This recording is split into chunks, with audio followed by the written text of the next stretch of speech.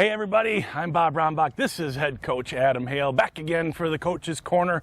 We're excited because we're ready to get back inside and watch the Twins win Game 2, right? They'll see this tomorrow, so we'll either look foolish or. But things to talk about, man. Still undefeated. Nice 35-0 win over Webster. We're able to pull the starters after the first quarter. I don't know that any starter, maybe one or two stayed in the second quarter, but by and large, the whole varsity sat the rest of the game. So how do you work through that? I'm always curious what goes through a coach's mind. You've got the big lead, end of the season. Is it rest? Is it give other guys a chance? Is it sportsmanship? What kind of goes into all of that?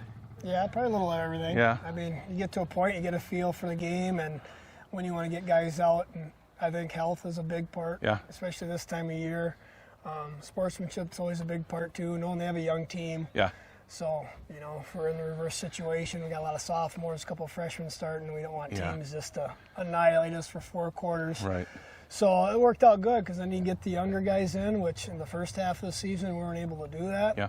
So it's nice on kind of all parts for that to happen, especially this time of year when some of those starters could get a little rest. Yeah, that's not, and injuries would be tough right now, especially I can imagine going through your mind if somebody got hurt bad in the second quarter of that game where you could have pulled them. I remember going through that a lot when during those really good years with the Chanel boys and those great teams. Like they would be pulled halftime at the latest usually.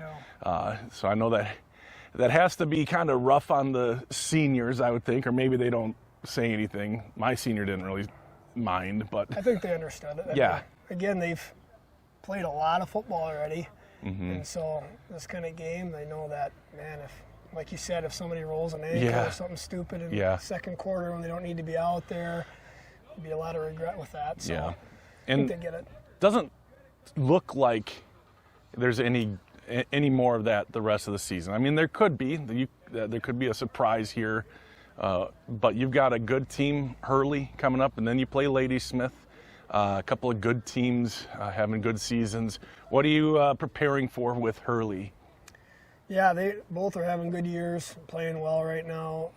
Hurley, like always, they're just going to grind you out and try to eat up clock, and they do such a good job with their offense. Mm-hmm. The misdirection and physical play and just what they've been known for over the years. Yeah. There's a reason, Scott's a Hall of Famer. He's been around a long time. He knows how to win. He knows how to prepare his guys. So they're also 2-0 at Grantsburg. That's true. So, that is true. We've talked about that this week, how we got to be ready to go because we know they're going to be, and why wouldn't you be? Conference title on the line. Yeah. So it's going to be a fight. Yeah, it really is. And I think looking at their stats, their top rusher has like 134 rushing attempts. It's like 40 or 50 more than the next best, which I think might be Jacob Erickson from Unity, but that is a little big running load. And then like their second is like 5th in the conference as far as carries. So they don't throw the ball much.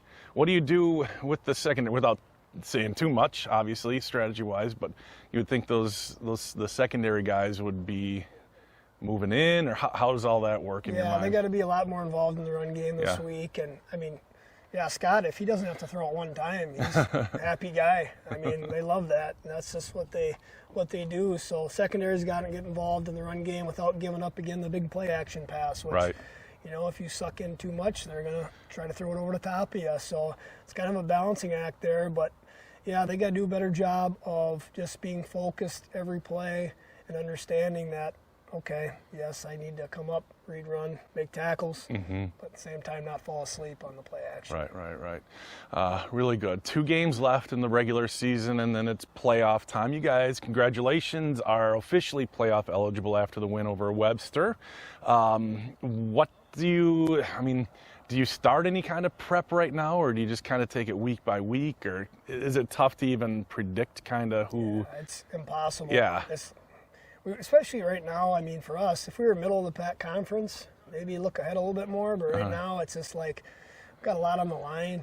Right. 2 good teams coming in, so it's just a week-to-week thing. And then whatever happens in the playoffs shakes out. You worry about it that week and go from there. Yeah. Well, very good. when Friday is Parents' Night. Maybe we could close out with that. What do the parents of the program mean year after year to you? Well, it's crucial, just because, again, without them and their support, bringing kids to stuff, getting them out of bed some days, being supportive at home, whatever it might be, whatever capacity, raising their kids right. I mean, a huge one, because we got really good kids. I say it every time. I mean, we're lucky to coach them. They're a good bunch of guys, and that all starts at home. So just something little. I mean, it's not like this is a huge deal, but getting them out there and just showing a little token of appreciation is always nice, and nice to recognize them. Yeah, for sure. Well, very good. Well, that is going to wrap it up. Coach's Corner for this week. Hurley on Friday, Parents' Night. Get there early. And, thanks, Coach. You got it. All right, we'll see you Friday.